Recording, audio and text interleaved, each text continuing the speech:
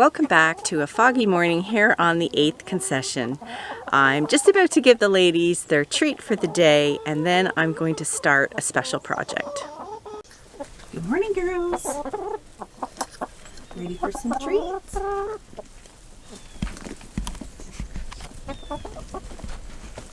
There you go. We got some apples this morning.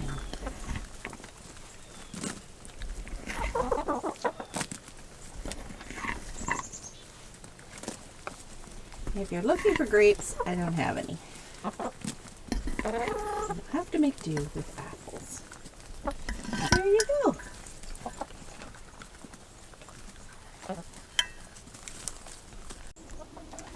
Well, now let's see if you've left me any treats this morning.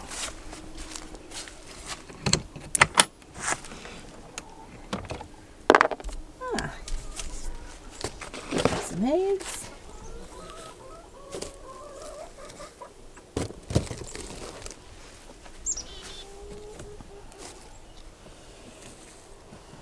One of them is nice and warm.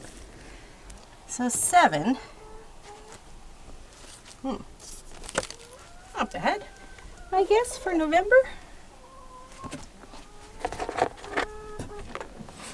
Let's close this up. I think we'll open the doors for today. Ah, there's the pond. The water level has really come up in the last little while. We haven't had that much rain, but I think it's just the ground itself. The water table is going back up. I'll just open up the doors here. It's supposed to be sunny later today, so I think it'll be a nice day to have the doors open.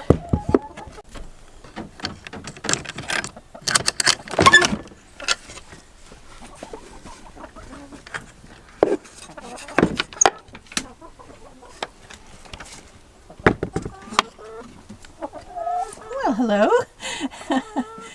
I've just opened the doors. Look, I'm gonna get a nice breeze today. He just came to say goodbye. You guys are cute. So now that the ladies are taken care of, I wanted to talk about something I'm going to do today, an experiment I'm going to do. And it's based on the fact that I had a bit of sticker shock when I went into the grocery stores this week.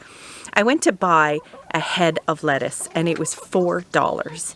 Now, I'm sure there are other parts of the country, other parts of the continent where $4 for a head of lettuce is nothing. You hit that milestone a while ago. But for around here, Southern Ontario is a very farm-rich area. We have a lot of market farms. We have a, decent summer where we can grow it. And $4 for a head of lettuce is the highest I've ever seen in my entire life. Now, this time of year in Ontario, of course, we can't grow our own because our growing season, it's November, is over. So it tends to be imported. And I think a lot of it probably comes from California. And I know that California has been dealing with a horrible drought this year, and that's probably why the prices are so high. But that doesn't make it any easier to pay those prices, especially because the lettuce didn't even look that great, and I had the feeling it would probably go brown in just a few days, and I just couldn't bring myself to pay that. So I thought, well, we still want to eat healthy. A bit of salad is always nice with a meal, so what am I going to do? Well, I came up with a plan, and that's what I'm going to do today. You see, I have lots of lettuce seeds, and I have garden space. The problem is, it's November, it's zone 5B, but I would like to try and grow a little bit of lettuce now. We've had some unusually warm weather, so I might get a few weeks out of this and try and see if I can get a little bit of lettuce to grow. Now, the good thing about lettuce is, unlike, say, tomatoes, where you have to wait for the plant to grow, the flowers to bloom, to be pollinated, for the tomato to grow and then to ripen before you can eat it, lettuce can be eaten at any size. Even just a little bit of lettuce growth can be cut and give us a salad. So if I can get anything out of this lettuce, that will be a little bit of fresh salad for us. So I do, though, need to give our plants a little bit of help. So I thought I'm going to go back to doing what farmers in France and England especially used to do to extend their growing season, and that's use garden cloches. Now, cloche is simply the French word for bell, and that's because what they used to do is they used to take glass-shaped bells and put them over their plants in the garden. Now, this worked like a mini greenhouse, and it kept the plant warm, especially if the nights were cool. There were times when in France hundreds of years ago where market gardens just had row upon row of these glass cloches. The problem is glass cloches are really hard to come by. Now, you can get plastic ones at the dollar store or wherever, but I try to avoid using or buying plastic as much as possible for several reasons. One, because plastic isn't really good for the environment. Secondly, plastic cloches are not as good as glass cloches, and that's because, first of all, they're not as heavy. So in a strong wind, it's more likely they could be blown over. And secondly, the glass is thicker than plastic, which gives the... Ladies, really, are you chiming in? The glass gives the plant more protection. So I wanted to get glass ones, and I looked online, and the price of a garden cloche. Now, you can get decorative cloches that are used indoors for plants or decorating. You think it's outrageous too, do you? But they're a very straight shape, very much up and down, and I think they can tip over more easily. I think that's why cloches had that nice bell shape. And on top of that, the garden cloches that you can find online, if you can find them, are horrendously expensive. A little tiny 6-inch one you might get for $20, but anything of growing size, you're looking at $40, $50, and don't even get started on the vintage actual ones. Well, I'm not going to save much money on my lettuce if I'm buying $50 cloches. So I thought I'm going to have to be a bit creative. So I took a trip to a thrift store yesterday, and I was looking for something very specific, and I did manage to find two. And that is my version of a glass garden cloche. I found two vases. Now you can see that the opening of the vase is wider than the bottom, so that's going to give me that nice bell shape when I turn it over. The only thing it's missing is a glass knob on top, which were on the garden cloches just so they could be lifted off more easily, but I've got good hands, no problem. I found two. I found this one, and I found this one. I really like this one because it looks a bit like a beehive when you turn it upside down. Now, I could find a glass handle of some kind and glue it on. And if I find something, I might do that. But I did also read, it was really interesting, that the original ones had like a glass ball on top. But the farmers found that when the sun hit it, it acted like a prism and actually sent this beam of light down into the cloche and burned their plants. So a lot of them took their hatchets and lopped off the glass ball on top. But if I could get something flat, some sort of knob that will not create a prism, I could glue that on at any time. Now, they're not really large, but I only need a few heads, a few seeds in there. So I'm going to try it. So I'm going to do one in the herb garden by the red door, and I'm going to put one down in the new garden in the raised beds. Now, I'm doing two different spots, mainly because this is a bit of an experiment. The garden by the red door doesn't get as much sun, but I like how close it is to the kitchen, and if the weather turns really nasty and cold, there's something very, very comforting about just having to run out and run back. The raised beds in the new garden get a lot more sun, so I'm going to try one down there. It's a longer walk, but they might do better down there. So that's what I'm going to do. Today, homemade garden cloches over some home-collected lettuce seeds to see if I can get a budget-friendly salad growing in November, Zone 5B, Southern Ontario. Let's see if it's going to work. So I decided I'm going to actually use the very first bed because it will get the most sun. I guess they'll all get a lot of sun. But I'm going to use the very first bed behind where the parsley was growing. Actually, the parsley is still growing. It's making a comeback in this warm weather.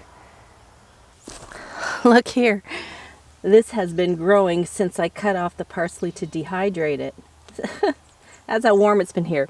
So I think I'm going to put the cloche right here behind it.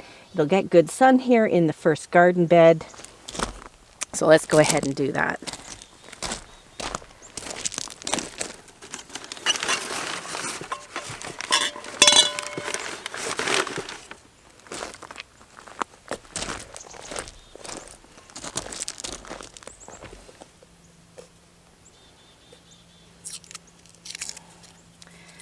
Take off the sticker so it doesn't block the sun. Oh, and I should mention that I got the one vase for just over $3 and this one for just $2.79. So that's a lot more budget friendly in terms of garden cloches. All right, so I think right here will be good. I got some old roots from the marigolds, I think, or the tomatoes. Whoops. Like as I said, I've got lots of seed. I'm going to plant a bit of seed there. That's actually quite a bit.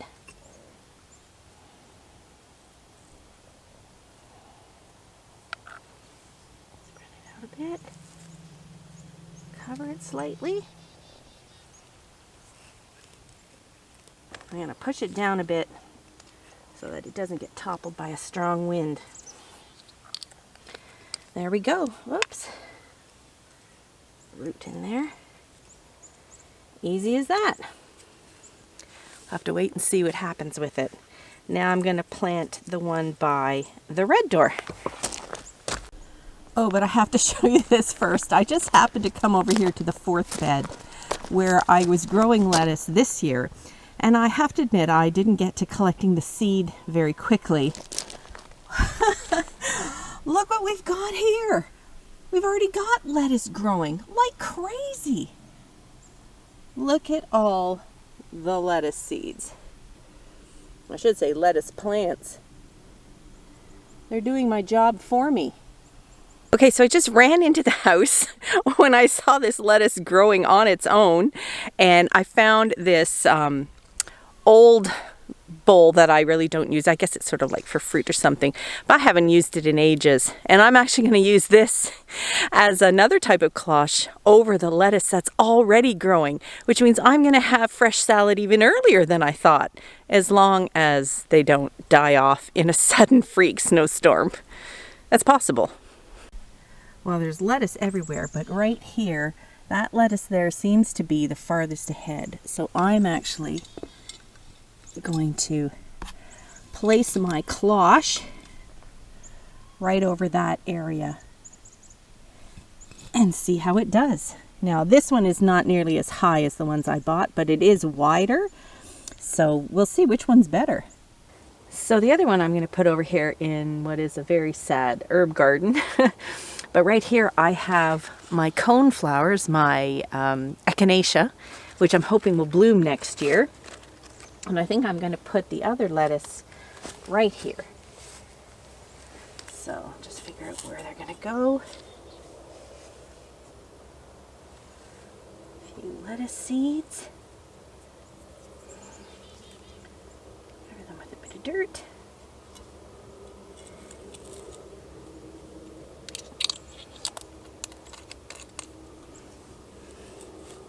Push that down.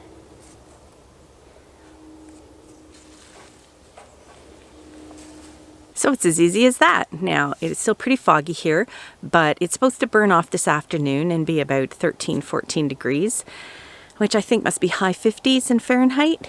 Now, I probably will come along and give them a watering later today. I think inside these mini greenhouses, the humidity will stay high and the water will kind of not evaporate into the air, but will keep the soil moist. So I don't think I'll have to water very much. Now look what happens when the sun hits this cloche. The warmth inside turns to condensation. So I think with one watering, it's going to just recycle that moisture, and I won't have to worry about watering it daily like I do if something is just out in the air. And look at this one. that I put over top of the lettuce that had sprouted on its own. This is going to be a great experiment to see how the lettuce underneath the cloche do versus all the other lettuce that has sprouted around it. But I'll keep an eye on them and we'll see how it goes and see if we're eating some fresh lettuce in a week or so. I'll keep you posted. Bye for now.